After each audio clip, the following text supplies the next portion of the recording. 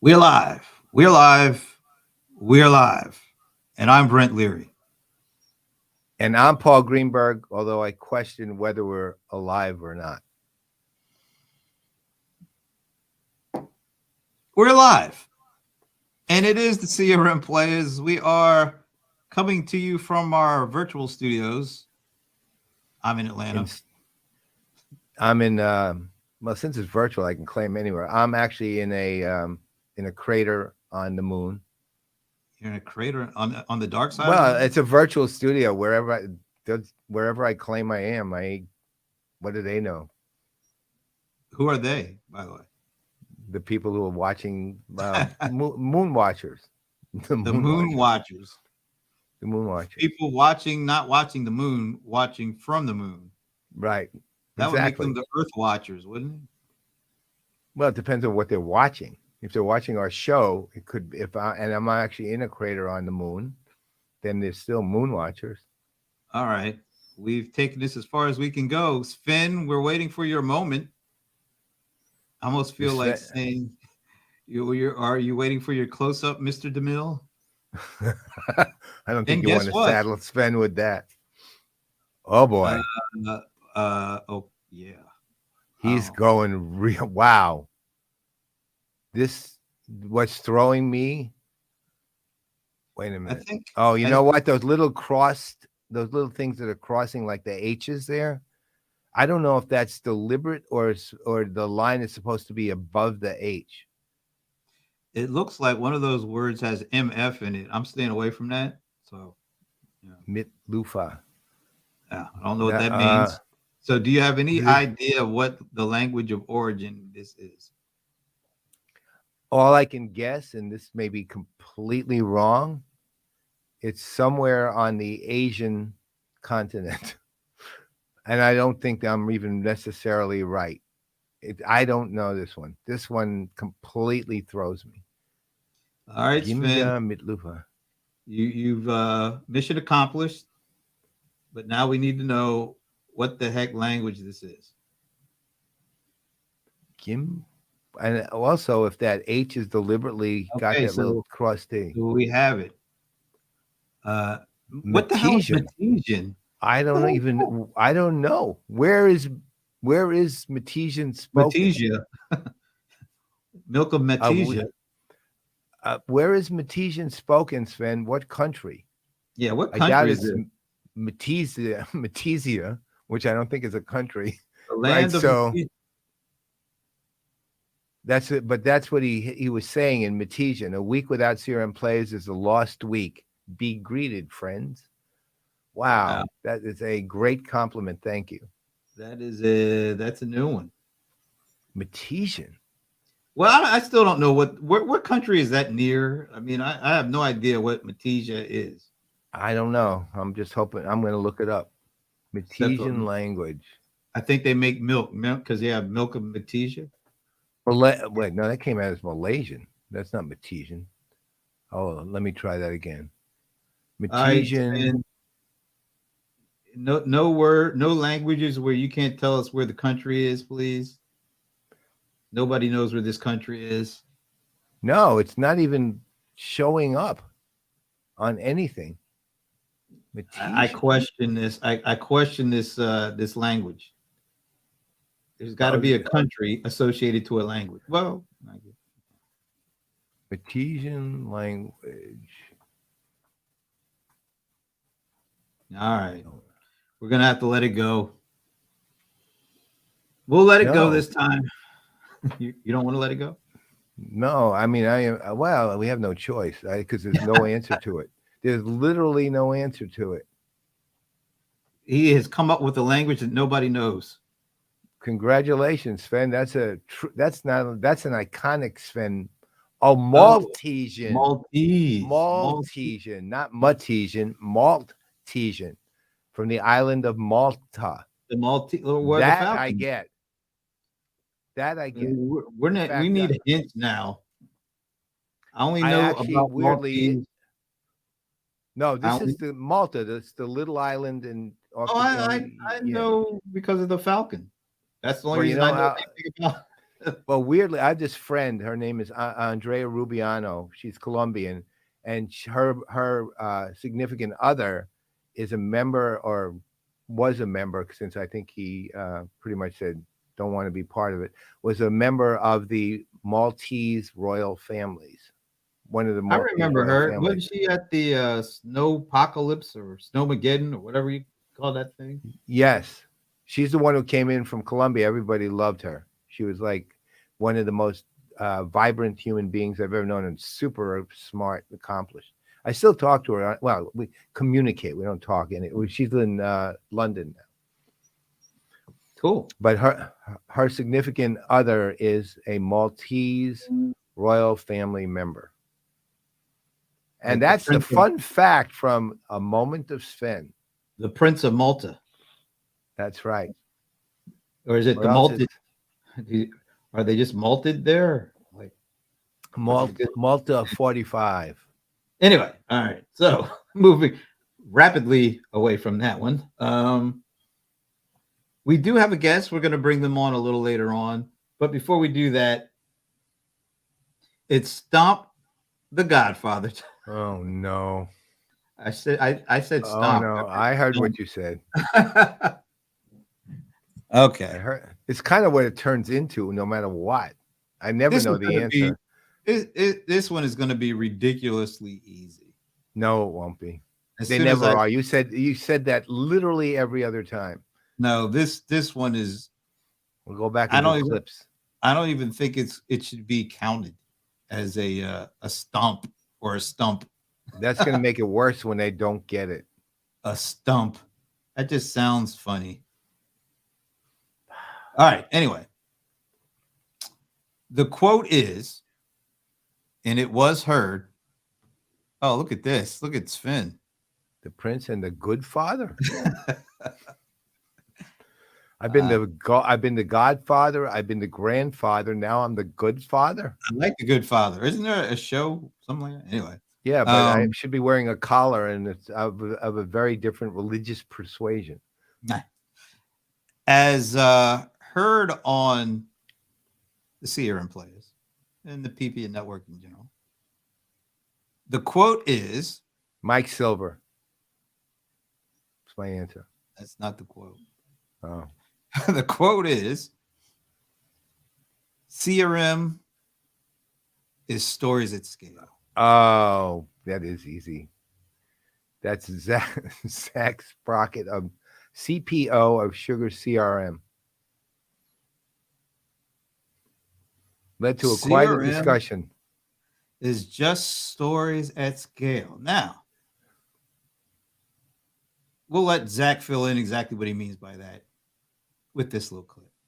You would be a perfect guest to end our show because you are apparently as big a geek as we are when it comes to this stuff. 100%. What do you got? I got the big boy version of your. Hey, look! Don't be trying to. I've got the big one at home too. Me too. Look, just saying. This is the travel version. This is a geek out guy. Yeah. Just so you know. At the start of the pandemic, I realized we needed to find different ways to connect with people, and I'm just a story person at heart, right? I love telling stories. I love capturing stories. CRM is just stories at scale. You guys need to be trademarking that one now. Stories at scale. Come on, guys. All right. There it is. That's what he said about stories at scale.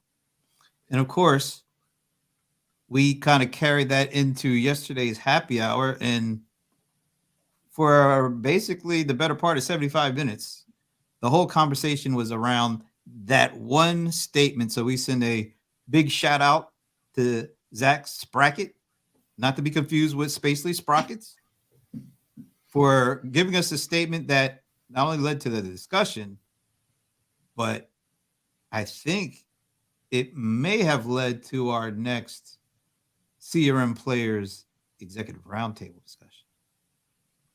You got something for that? No. Just I was waiting for like big promo. No promos yet, just a word. So, what's the word? Hummingbird. Johannesburg. Oh, sorry. What's the word? Well, hummingbird was. What's the story? It was what's the story? Morning Glory.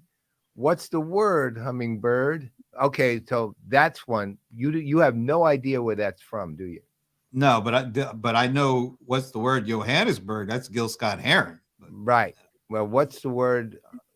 What's the story? Morning Glory. What's the word? Hummingbird comes from a Broadway show. I'm not going to say the answer yet. I'll see if somebody who might be watching knows what the reference is. So if anybody out there knows what the reference is and knows how to say it in Maltese, you win our appreciation. You win a free copy of my book. I've given away so far none.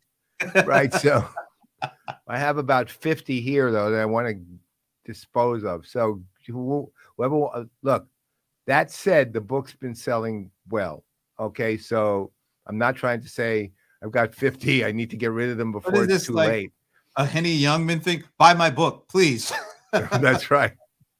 Take my mother-in-law, please. Right. Henny Youngman, 1950, circa 1954. Wow. Okay. So what's the story, Morning Glory? What's the word, hummingbird? What Broadway musical does that, and which became a movie and was instrumental in making the career of somebody who became very famous for a lot of things later, involved in, well, let's say famous for a lot of things, a well-known actress. An actress. Helped make her career. This movie, the movie version of it, helped make her career. No, Nanette. No, but it's funny you said that. You know, it has NNN. This one is BBB. Bye Blackbird. You close. Bye Bluebird. Nope. Bye Birdie. That was the Bye Birdie. Look at Brian Summer coming in with this. Oh, that is so to be expected. You want to know? Hey, Brian, here's my answer to you. Yawn. By the way, Brian. Okay, another Brian Summer attack. Yeah. Well, what do you expect? There you go. I mean, what do you expect? We got to have Brian on at some point very soon too. Anytime, man. If he's willing to come on, we're willing to have him. I just want to make sure I have my my Kevlar and asbestos suits ready. And be ready to tell stories. At scale. Stories. At scale, right? Brian is the only single human who can do stories at scale. Oh, he can definitely do stories at scale. He actually has a slide deck to go along with those stories at scale. That's right. But anyway, Brian, so my book won't fit under your leg. It's too small. Yeah. But it's good for lifting weights. But that's CRM Speed of Light. We did an entire part of a CRM Playaz episode at the HubSpot headquarters years ago on the 3rd edition of CRM Speed of Light's alternate uses. It's one of those curls, episodes. Yeah. You could do bricklaying, you could do step aerobics, and you could kill somebody like Oddjob used to do. Unfortunately, that is one of the lost CRM Playaz episodes, along with those 48 lost episodes of the Honeymooners. That it's actually the 49th episode of the Honeymooners. That's why it's lost. And I'm sorry, David Alston. Yeah, we know we lost a really great episode where you were great on it, but you were best ever, man. Probably the best guest ever, which no one will ever know. I was going to say, we're the only ones that'll ever know about that. So that's it's unfortunate. But anyway, so David Alston. Pour a little out for the episode that got left behind. All right. So we just decided that, yes, we're going to do our last CRM Playaz Executive Roundtable of 2022 on Thursday, December 15th, 1:30 Eastern. Mark your calendars. Mark your calendar, Brian. Matter of fact, Brian, we may be calling on you because you may be actually a part of this. Let's see. But tell them what we're going to do with this. Well, the discussion at the happy hour, which was CRM stories at scale, led to a discussion of CRM. What the hell, right? And there was a lot. That was a lot of the discussion was where it was looking at definitions of CRM. It was looking at what the status of it is now, what it used to be, what the plan was, what it ended up being, where it's going, who's adopted the mantle that we originally placed on the head of CRM, blah, blah, blah, blah, blah. So we decided, Brent came up with actually a great setup for the panel, how it would be. We'd have 4 vendors, 4 analysts, and 4 practitioners on, each as a separate panel, right, for about 25, 30 minutes roughly. And they would talk to where is CRM going, or is it going anywhere in 2023? And we'll look at it from all 3 perspectives. And, and whatever we're going to get, let's say, people with disparate ideas, and obviously disparate roles in the world of CRM too, how they've played it. And we're going to go from there. And it should be really interesting, exciting. And whether CRM goes in any of the directions suggested by the end of it, we have no idea. But at the same time, it'll be, let's call it a lively discussion. Well, at least we hope it will be. If it's not, we'll be cutting it short after one panel. Yeah. If there aren't any arguments within the first 5 minutes, we're done. We're pulling the plug on it. We're out. Right. And our job will be to fix the uneven leg on Brian's table. Just send him some Dr. Pepper. He'll be all right with that.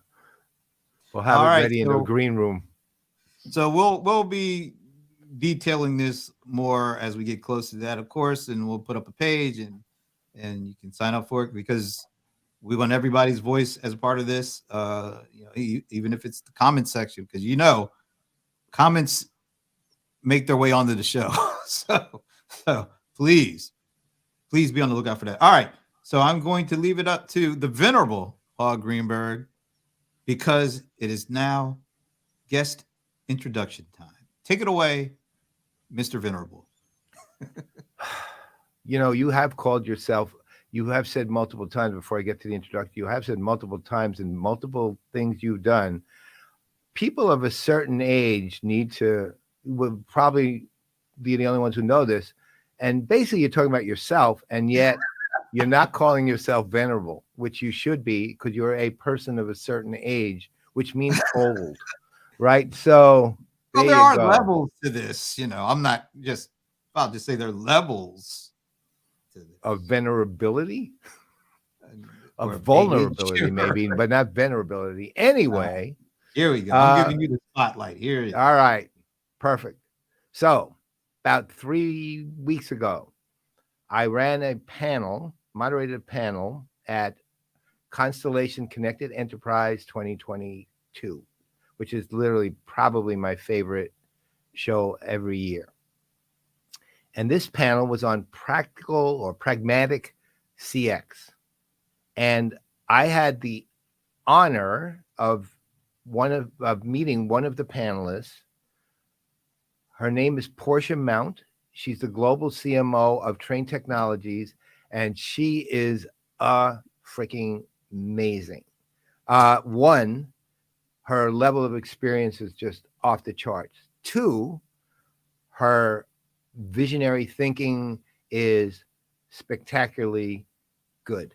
3, she's a great person, just warm, friendly, outgoing, empathetic human being at every possible way. 4, terrific sense of humor. And 5, as I said, just one of the best people I've met all year. And we want to talk to her today about what she's doing and how she's thinking and what is pragmatic CX. So let's welcome my new bud, Portia Mount. And there she is. Yay! Woo-hoo. I tell you, we can't hear you. Okay, there you go. It's been 2 years of doing this. I'd get it straight. Hey, Paul. Hey, Brett. You are the best hype man ever. Oh my gosh! Can you just walk around with me everywhere I go and just no, just send you the clip of what I just said. Yeah, just hold out your phone and show it. You are I am not, by the way, I should say I'm not the global CMO, but I am CMO for the commercial business, our largest business in the company. But I'm still thinking you were global. If you're not, then you should be. After the introduction, you probably will be, because that's why I am. Think of it this way. I'm a very well-known industry analyst, and so is Brent. So we're endorsing you for global CRM. People come on the show just for the intro. They catapult into stardom. I can just tell from the banter. I was a little nervous. I just want you to know I was a little nervous, but I'm super happy to be here. Why were you nervous? I was just listening to kind of the barbs going back and forth. Oh no, that's with Brian. You know what, Brian? Yeah, you know what? The only thing that you would have to be nervous about is the last question we asked you. But other than that, it'll be right. Oh dear God. Okay, here we go. No, and just so you're aware, the person that we were, let's say, jabbing with, not even just at, because he was jabbing back, was Brian Summer. And Brian is like one of the he's leading industry analyst, not so much in the CRM universe, more in the enterprise generally universe.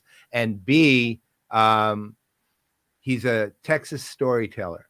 That's the best way to put it. Awesome. He is a Texan who knows how to tell stories. Oh, that's awesome. And everything is about telling stories right now. I think that that is a skill that is so underrated right now. And it is more important than ever that we be able to do that.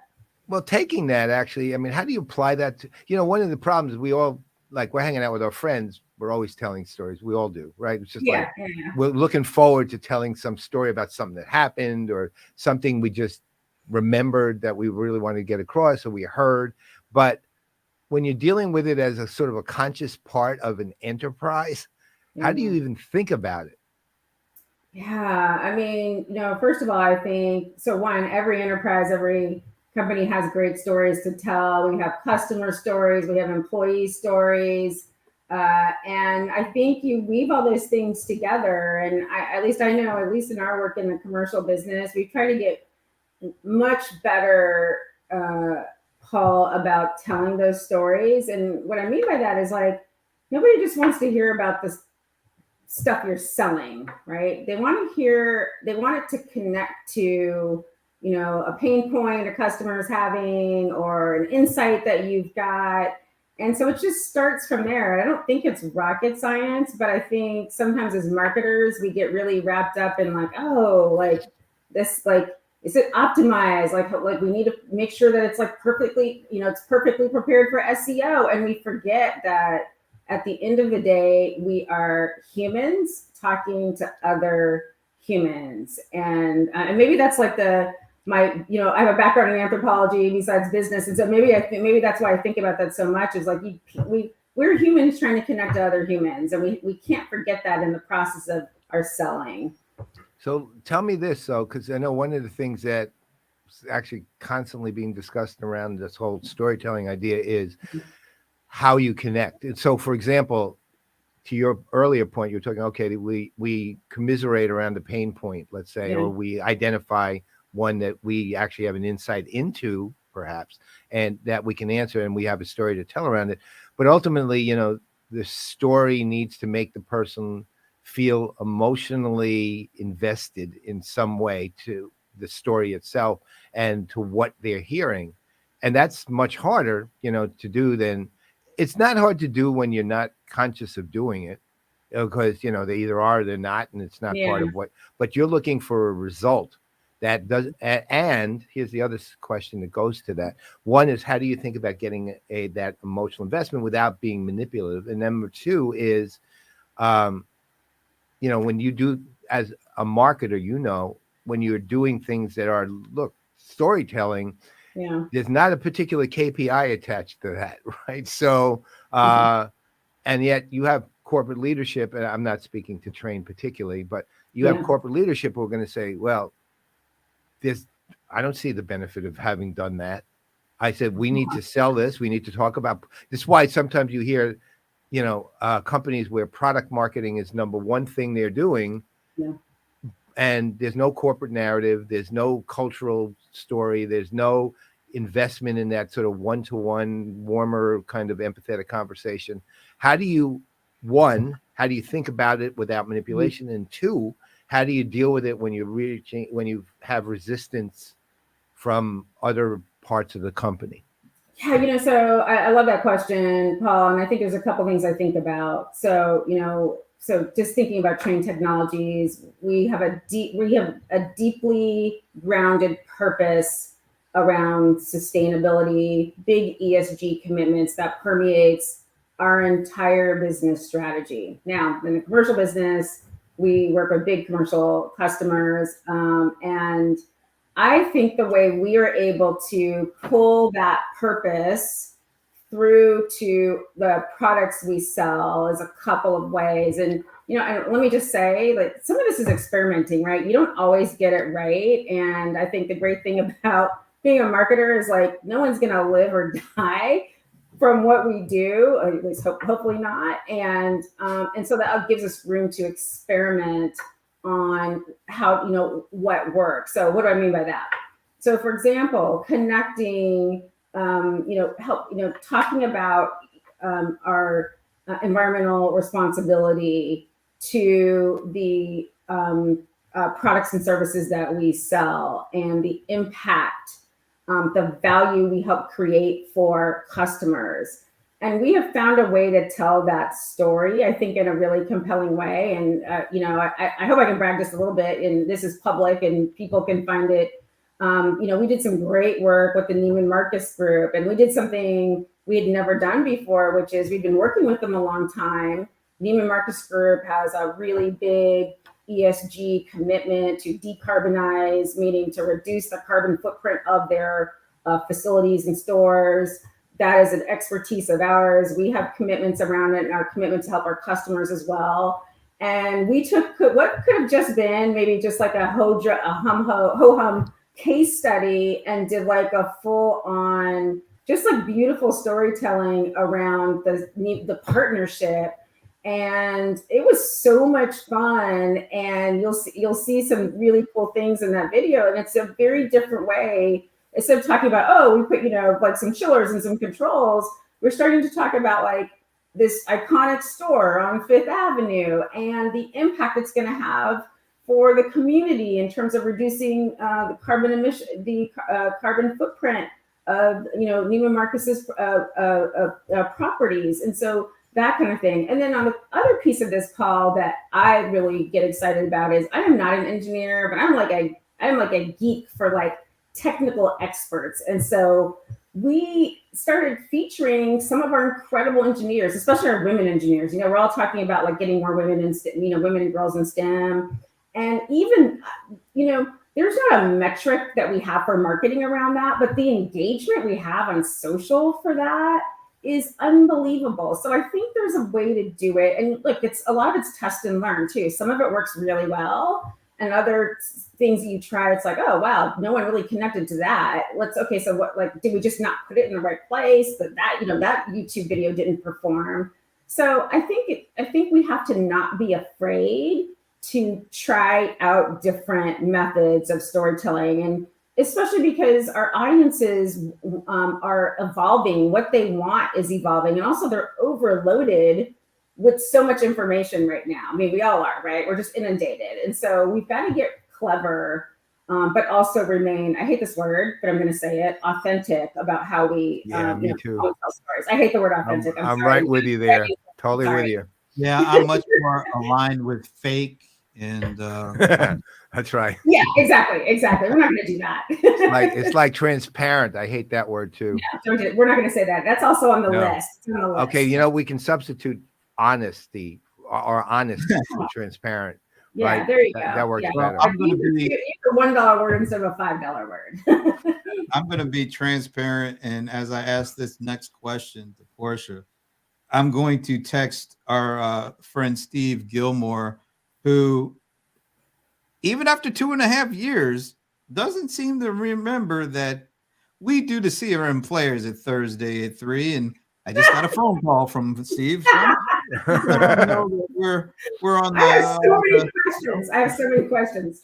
and as I do that, Portia, so what's been the most radical change in as you see it in terms of marketing and the marketing's role in the organization before the pandemic, coming out of the pandemic, and where we are today? What's been like the biggest, the most maybe surprising change in marketing that you've had to kind of get your head around? Oh my gosh, there's so much there packed into that brand. There's a couple of things I think about. The volume of data that we have the last 2 years is insane, and I think Paul, even at CCE, we talked about this. Like, nobody needs more data. We have so much. It's almost overwhelming, and so I'm amazed by that. And in a way, it's great. Data helps you make decisions if you know how to use the insights. I think what's also I don't know if it's like radical, but I am surprised at how much purpose matters. Like, that's something that's always been important to me, just because it's a core value. I have been surprised at how much, like, brand marketing in particular, has embraced the concept of purpose. Now, how long is that going to last? I don't know. I hope it's here to stay, because I'd like to think that, for 2 years where we all thought we were going to die every day, and people were reevaluating every aspect of their life, that should matter. And I have been surprised at how sticky that is, 2.5 years out. I think we'll see. I think some companies have done it really well, and I think many companies have done it badly. Do not ask me to name the companies that I think have done it badly. I will just say, so that part is really, really surprised me. Okay, so wait, before that, don't worry about outing any of those. It's just us. Don't worry. You can say as many. Oh, you're like sitting here waiting for me to like out no one will hear it. No one will hear it. Me to stardom, not torpedoing my career. That's a different show. But just if your career gets torpedoed, we'll just bring you on as a co-host. Okay, good. That's great. Right. I'll send you my requirements. Only green M&Ms. I only do green M&Ms. That's okay. We have a green room. Wait a minute. So we'll just send the lights. I got to ask you, do you like blueberry bagels? I am kind of, okay, don't laugh. I'm a little bit of a low carb type of person. Carbs and I don't agree. But when I eat bagels, I do like blueberry. I also like the ones with the crunch. I also like the ones with the crunch stuff on top too. That's okay. So you like basically you like pastry is what you're saying. Yeah. Listen, I live in the South, so basically anything that's like sweet and fluffy with frosting is a good thing. There you go. This is exactly what, you know what? Blueberry bagels are one of your worst choices for that. Yeah, they don't have frosting on them, but you can frost. There's no sugar either, right? You can frost. You can literally frost anything. I will tell you this. That's a tell as to whether you're actually Jewish or not, right? If you're Jewish, there is no way that you would like blueberry bagels, because as far as and doesn't matter what, we could be Orthodox, we could be Reform, we could be conservative, we could be a sect, a Jewish sect in Muncie, New York, but we all have one thing in common. Blueberry bagels are an abomination on mankind. I had no idea. I can break out the Jon Stewart clip. This is like totally. This is super new for me. This is totally new information. Okay, duly noted. Just so you know. Now there are people. By the way, I will not be evaluating anyone's level of Jewishness. Right. On their desire for on their like or dislike. Again, that's pretty much the best way. It didn't work for Kyrie, and no. Oh, wow. It would be the best way for you to know whether or not there is Jewish person. Because if they don't if they say blueberry bagels, there's no such thing. Or blueberry bagels, it's an abomination, or what in the hell are you talking about? I'm totally taking your word for that one, Paul. Pretty much be assured. Well, I am a diehard Jewish guy, right? So, so I know. Okay, so this black woman living in the South actually does. I if you put a blueberry bagel in front of me, I'm going to take a couple of bites. But you give me. You know what? Brent and I had the experience with. Brent and I had the. Well, we're not members of the tribe either. So. No, not members of the tribe. Both in the South. There you go. So, Right, but we were at Sugar CRM's Analyst Summit last week, and they had these horrible little bagel things, and they had blueberries too. So we took some blueberries and we kind of crunched them in between these horrible little bagel things and gave them to Marshall Lager, who's Jewish, and he took one bite. And he took one bite and went immediately. Abomination, right? He didn't even say it; he just expressed it with his Let mouth. me kind of transition away from the bagel conversation. This is the pivot. You got it. It was your fault, man. Shift. You got it started. So the other thing that came out of that week was that statement: CRM is storytelling at scale. How would you what give us your perspective of what? Do you agree with that, or what do you, when you think of CRM, do you think of what do you think of? I'm just curious. Yeah. Storytelling at scale. Yeah, that's really interesting. I had not thought about it that way. But what I will say is the power of CRM is to enable you to do that. I don't think I would have thought about it that way. And what I also appreciate about that is, so maybe going back to the data piece too, is that we know because of CRM and our ability to do things like account-based marketing, we have the ability to talk to our customers in very specific ways, like our like niche groups of subgroups of customers in very specific ways. And if I just think, again, I'm a simple person in the way I think about this, which is I want someone to speak to me as like they know me. And so yes, at scale is super important as long as it's not watered down to lowest common denominator.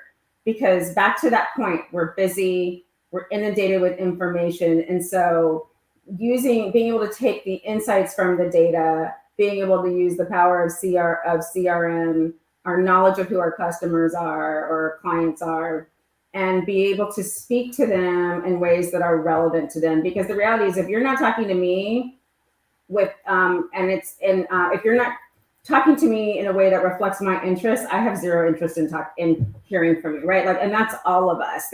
Our attention spans are too short, and so that's it is the challenge and opportunity of marketers to get that right.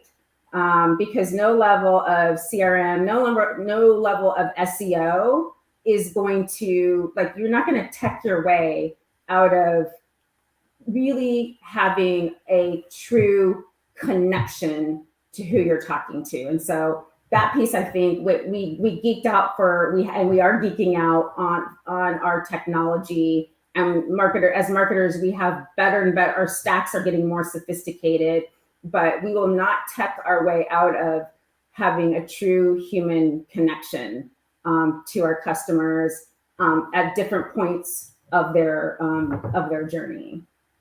So how do you make that connection? I mean, how do you what would be I'll call it a playbook, but keep it more informal than that. But what would be kind of the idea of at this different points, what do you actually do to make those kind of connections? Yeah, I think it depends on where you are, right? So let me just talk about a little bit of what we do at, in the commercial business. We are very active on social. We used to not be. And by the way, we had for many years, and we still do, had the luxury of owning our channel, meaning we own our sales force works for us, and they are the feet on the street and the closest to the customer. And over the last, 5-6 years, and this is very common in industrials that tend to, be very much distributor or sales force focused. But it starts with, we've been able to really leverage our digital presence, in very, very simple ways. Social is really important for us. You would be amazed the number of technicians that we have, people fixing our equipment who are online and are really connected to our product and connected to what we do. Our customers who we talk to, so in some cases they're engineers, in some cases they're contractors, very, very active. And so we connect with them, starts there.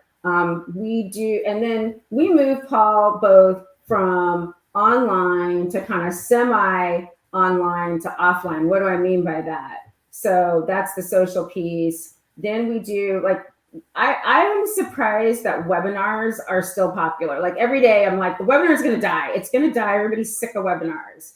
But for us, they are incredible points of connection. And again, what's important here though, is it's not just us, like, pardon the phrase, pimping product. It is about sharing, here's what we're learning about what's happening in the industry, regulations. It's a variety of things that are of interest to them. And so that's another really important connection point. Of course, there's the amazing work that our experts in the Salesforce do in terms of just, and working directly with our customers. Then the other piece, coming offline as well, that's been really powerful for us has been, we've started selectively bringing back events. I thought, we don't do as many as we used to, but the ones we do are super, they're very focused on really,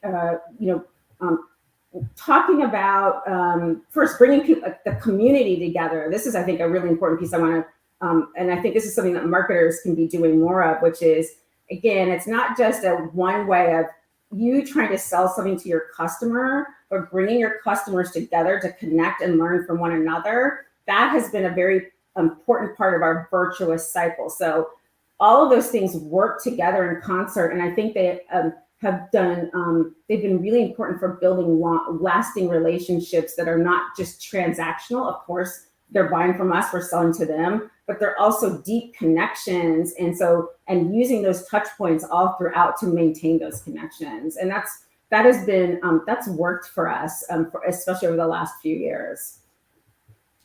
Go ahead, Brent. I was just gonna, so you say, you're kind of surprised that webinars are still as effective. As an example, yeah. As an example, what are some of the things, the newer forms? Are you seeing leverage? Are you trying out things that seem to be grabbing the attention of the general market for your purposes? Yeah, so we don't really sell to the, so again, we sell for a very specific, buyer, which is, but what I will say is, so a couple of things maybe I would add too is that when I think about the demographic of and this is where, again, data, insights, who is your buyer, how do they buy? And we really have done some really pretty deep persona mapping and detailing. So we know who, whether it's a consulting engineer or a building owner, we really understand what their preferences are in terms of how they like to consume information. That has made a big, taking the time and the investment to do that, detail those personas has been really important for us. And so I am shocked. So again, I think newsletters are coming back. I know everybody thought the newsletters were going to die. I thought the newsletters are going to die. And now we have Substack is blown up and there's actually 5 or 6 competitors. And I have to say, I actually really love newsletters, especially when they're done, when they're written really well. I don't see those going away. I think it's a great way to curate information, and it's, if you do it well, you will be able to. The reach is, I think, incredible. So I think some of these old school things that we thought were dead, again, they are coming back. The newsletter is a great example, and we use that in ours, and we get a lot of really good traction. And we have a newsletter that's just for engineers, and it does phenomenally well. By the way, before you get into the next question, yeah, thanks for the setup, because as fate would have it, on December 13th, I will be doing a few good minutes with the co-founder of Substack, Hamish McKenzie. So thank you for the plug. And the aforementioned Steve Gilmore is also going to like you because you said you love newsletters. I love newsletters. I love them. And there's so many great stuff. There's just so many cool Substack, and I think the business model is fascinating too. So I'm looking forward to watching that show. Well, the other thing is, starting in roughly January, PPN will be launching a newsletter on Substack, right? So we already are underway. We all set up to go. We just now have to decide how we want to present content. So Yeah, nice. We'll be talking more about that in a future show. So thanks for the other plug. Yeah, I love newsletters. Yeah, they're not dead. Contrary to popular belief, newsletters are not dead. And I think even email marketing, which again we all poo-pooed, that seems to be going strong as well. So let's take it backward a little bit to the webinars though, because it's interesting. The thing that we've seen over time and is not that webinars per se were dying, but how they were conducted changed. In other words, original webinars, of course, was always PowerPoints and that. And now it's, I would say if I'm picking a preferred method, and like when I do webinars, I actually refuse to do PowerPoints now. I literally won't do those webinars anymore. But the methods that you see more frequently are basically conversations between a couple of people, which is the equivalent in a way of let's call it 45 minutes to an hour of what we're actually doing with a few maybe slides thrown up with a question on them or intro to the company on it or something like that. But it's slides have become a peripheral part of a webinar and a part at all. So but those conversations are very helpful, although they don't really differ a whole lot than what we're doing right here, really. Which is, so it's, I think webinars have sort of just evolved to another form of public interaction, via between companies and individuals or individuals to individuals. I mean, is that how you do your webinars? Are you still doing PowerPoint? Yeah, I will say we still use, and here's why. We do use PowerPoint because our audiences are very technical. So a lot of what our webinars are about is presenting technical information, and then we share that information. And so I would largely agree with you, though, Paul, that because I've actually either participated in, and I certainly like to watch usually after the fact webinars, and I have noticed moving away from just data heavy PowerPoint talk with us with a voice track to kind of more talk show format, handful of slides, very graphic, and then the opportunity for lots of Q&A, because I think the other piece that people, if I think about the last couple of years, is the ability to interact with speakers and to have connections. I am surprised at the space between anyone out in the sort of digital ecosphere and you person at home has shrunk. And if you are on certain platforms like LinkedIn, for example, or Reddit or wherever, you can now connect with people that maybe you would not have been able to, would have never even talked to you or replied to you 2 years ago. And so that space has shrunk and it's more intimate. And I think that's a really, really positive thing that I hope does not go away. Again, I'm with you. Yeah. Well, that goes to communities really too, in a lot of ways. So, for example, you have your own internal communities, I presume, but also to your point about Reddit, and even look, as limited as Facebook's value is, it's mostly for me. I'm connecting with people I knew in college, So that's exactly. Can I tell you my favorite? Okay, so I don't know if you read this, and I usually read it on Twitter, which who knows if Twitter will be around in a couple more weeks, but there's this column called AIT. Am I the asshole? Do you ever read it? Okay, so it's fascinating, and people will post. This is amazing. This is amazing sense of community. They will post a scenario that happened, and actually, here's a real life one. Woman's husband or fiance shredded her wedding gown because he didn't like it.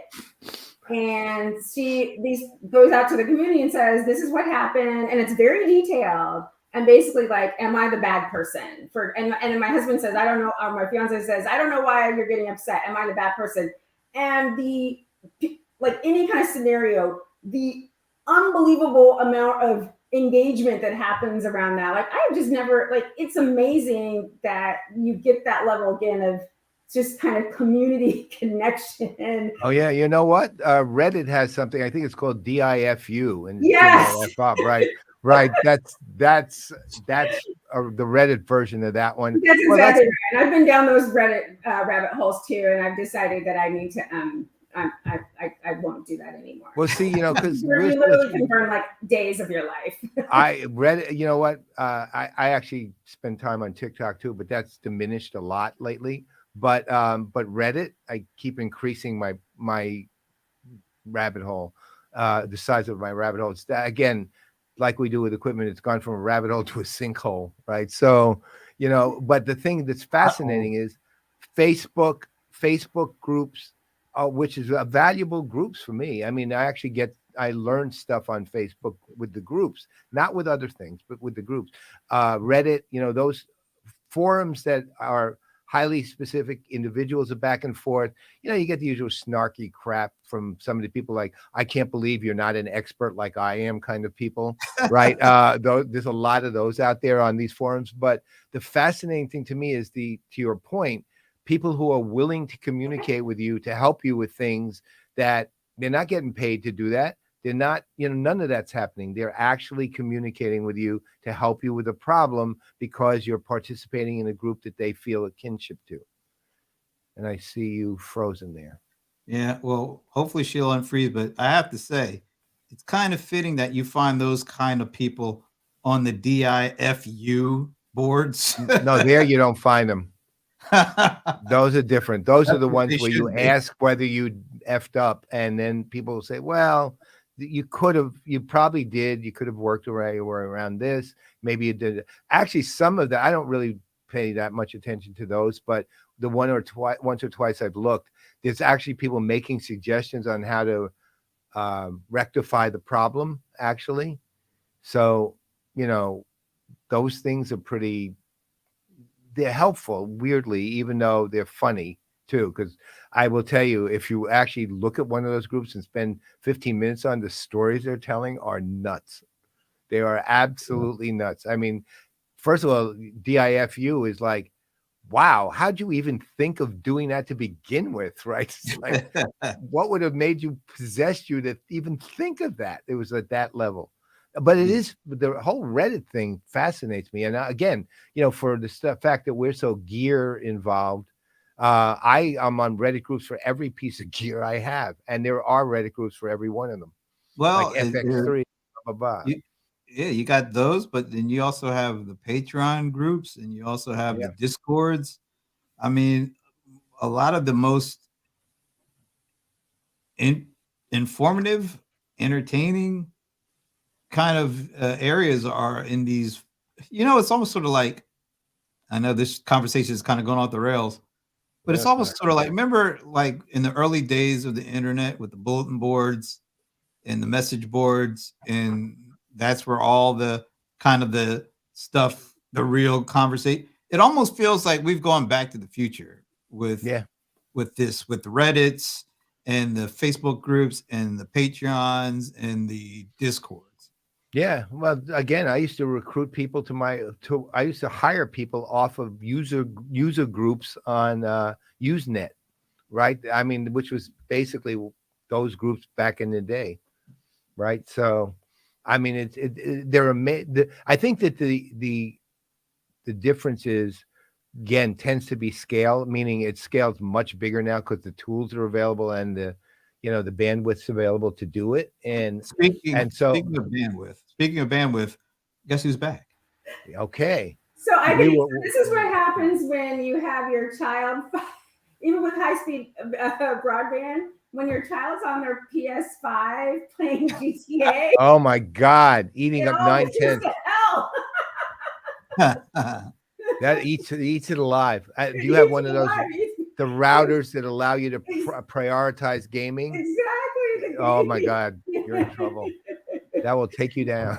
Exactly. I was taken down by GTA. Well, that's the grand theft. Yes, that's right. She did it. I know. So this is like little known fact. So GTA is like a really old game, but the middle schoolers love it, and I don't want anyone calling Child Protective Services for me allowing my newly turned 13-year-old to play GTA. And I sort of asked on the sly other parents, I was like, does your kid play GTA? And they're like, oh my God. So I don't know. It's a bad parenting moment. And Yes, I should not be letting my 13-year-old play GTA, but he plays with a bunch of other middle schoolers. We are bad parents. We're bad parents. By the way, before you ask your next question, by the way, Finn, yes, you assumed correctly. We ain't touching that. All right. Okay. So what right. are we not touching? Look under the comment section on down toward the bottom from Sven, the second to last thing. Right. Don't read it out loud. Okay. Just read it to yourself. That's where we're not answering that question. Okay. You'll understand soon. So final, like before we get this is the penultimate question. Okay. Oh okay. So why can't you just say it's the next to last question or something? Because penultimate's actually easier to say than next to last. I'm ready. Right. All right. Like way easier to say. So what do you do just in your own off time, or when I say off time, I have 2 kids, Paul. What are you talking about? What do you do in their off time? Okay, well, so first of all, but see, that is actually the question to ask: is what do you do during your kids' off time? So, like, we right now are like in the thick of basketball season, so there's like no downtime. But no, I will just say the thing that I love to do is cook. This is like my relaxation thing, and so I guess when I do have off time, and also I meal prep on Sundays, so I always cook on Sundays. I love to cook and experiment with just different recipes. So yeah, so that's like a pretty consistent thing for me. I also love to can. Okay, this is a nerdy thing, and it's maybe my inner doomsday prepper. I love to can, like. Wow. Yeah, it is like crazy. It's like a crazy hobby I developed like 5 years ago. I fell into it by total accident. We don't have time to talk about that part. But like I love to can. And so we're now cranberry season, pear season. I just do I go to the farmer's market. I do the whole ritual, Paul. Like I do the whole thing. Even so like you literally do the boiling and the all whole of it. Everything. Hot water canning. I have my own because I'm a marketer. Are you mason jar canning or so you no? canning? Listen. I am a jar snob. I'm so glad you asked. I'm just going to take myself off camera. I use. Wait a minute. I went the wrong way. I use WEC jars. I use WEC jars. WECK. Wow. They're these, with the glass tops. No, I know exactly what you're talking about. Actually, the ones that have the seal on the glass correct. top. You know why? Because they're beautiful. They're beautiful, and they look beautiful. And then I make my own labels. Wow. Yeah, I'm like a total nerd. I am a total nerd. Where do you store? Do you have it like store? No, I just give it away. I don't keep any of it. You don't even keep what you can. I can't keep. Well, I mean, I keep a little bit because I said I have an inner doomsday prepper, but then I give away a lot. So it's holidays. So like I'll make apple butter and I'll give it away as gifts. And then I have some friends with gardens. And they will bring me stuff out of their gardens, like tomatoes during tomato season, and I'll give them marinara sauce or salsa. That's amazing. If you live close, I would can for you, Paul. I'll tell you what. Well, but not Brent because he's just like signed off. Well, he also is very. It's interesting. Like I'm a total foodie, and I gather you're a foodie. I'm a foodie too. That's why we both Ray too, right? Right. Well, that's the other side. See, Brent is not a foodie. Oh, you're all not? I can say is there are 2 things I probably thought I'd never hear on the CRM Playaz before. Is one is I will can for you, Paul. So that's the first one. And then I think, did I hear you say something about an inner can prepper or something? Yeah. Oh, doomsday prepper. Doomsday. Yeah, inner doomsday prepper. My inner doomsday prepper. Yes. Yeah. Because the apocalypse is gonna happen. That's right. No, prepping for the apocalypse. You're prepping for the apocalypse. That there's some T-shirts that I should be making up right now. I will can for you. I will can for you. That's a good one. No, that would literally like be viral sales on a T-shirt that said that. I would can for you.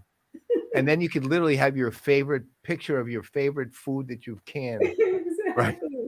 But Brent, we live in the South. You've got to be surrounded by people who can. If I am, they keep it to themselves, which is what they should do. Wow. Now this has been this has been a fun conversation. I'm coming over. You need some Bring it on. You got to control your inner doomsday prepping, whatever that is. Prepping. All right, so this has been really fun. It's been informative and fun. Awesome. You know, can aside, it's been really fun. But the answer to this next question determines whether we will ever speak to you again. I know Paul will be pining away if this happens, or canning away, or whatever. But we are contracted to never speak to you again if you answer this one question correctly. So, if you answer this one question wrong, not correctly. Right. Yeah, well, yeah. There's it's literally, let's say this question has only one wrong answer, and if that's your answer, goodbye. Yeah, but you know I what? adore you. Okay. Goodbye.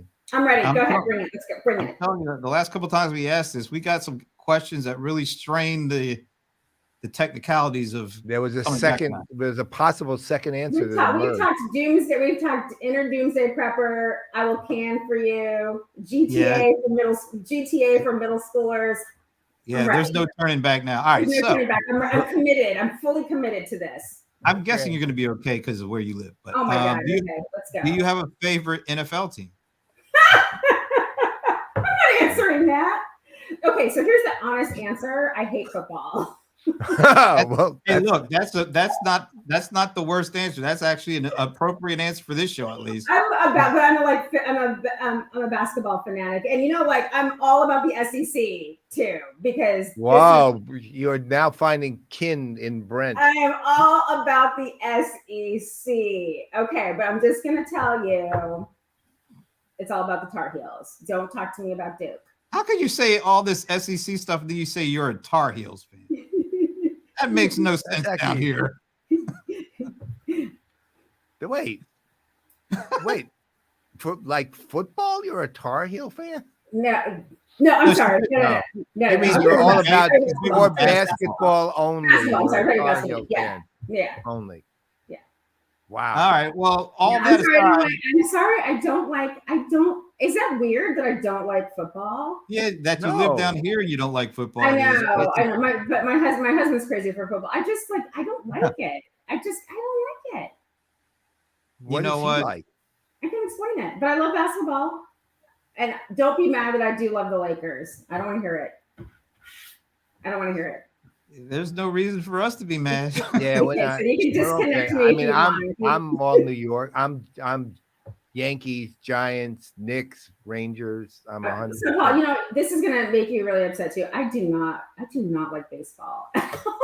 No, that's okay. I have no problem with people who don't like the sports. There's one wrong answer that you could have given if I know the allegiance, and you didn't give it. You didn't give it. And the answer, Frank, you want to let her know what the answer is? So here's the thing. I'm from San Diego, and my dad from childhood, my dad was like the Chargers, obviously no longer in San Diego, but like that is like die hard. My dad for get it. Like my whole life, the Chargers. That's like all I heard about my whole life. Now they live in Las Vegas, and so now my dad is like a huge Raiders. Yeah, you really aren't a football fan because they don't live in Las Vegas. I am not. But I am being totally transparent. Oh, honest, not transparent. I'm being honest. Right. I do like football, so I don't care. Yeah, I don't care. Okay. You're good because the only wrong answer is the Patriots. And that's it. If you said New England Patriots, you're done. I don't care. Yeah, all the other stuff you said, we really don't care. But we're good. No, we are good. We're good. Okay, so you're gonna have me back, is what you're saying. Yeah, so absolutely. I can still can for you, Paula and Brett. I'm gonna come and find you, and you're gonna love it. You don't need to can for me. That's. I will take it. Whatever you do, and in return, I'll tell you, if you and your hubby or your hubby get up here, I will take you to this amazing restaurant called Trummer's. Okay, if you're a foodie, you will love it. And I will tell you this: professional chefs love it. I'm taking Dan and Maria actually two trummers on December 6th. Oh, in town. awesome. All three of them are in town, so I'm taking them over to. Well, It's a Dan date. and Maria live here. All right. It's a date. I love it. If you happen to show up here December 6th, let me know you're coming. December and I'll 6th, make Dilly, reservations for 4. Duly noted. Okay. All right. Let me know though in advance so I can change the reservation.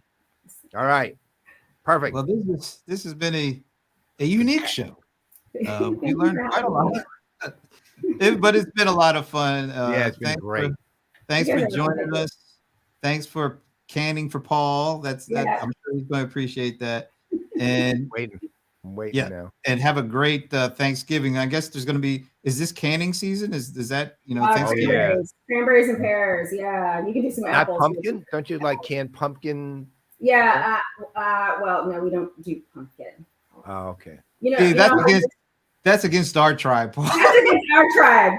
Like we would say, like we don't know any Black people who like pumpkin. Nobody. I don't want any emails, but like we don't do pumpkin. Okay, didn't know that one.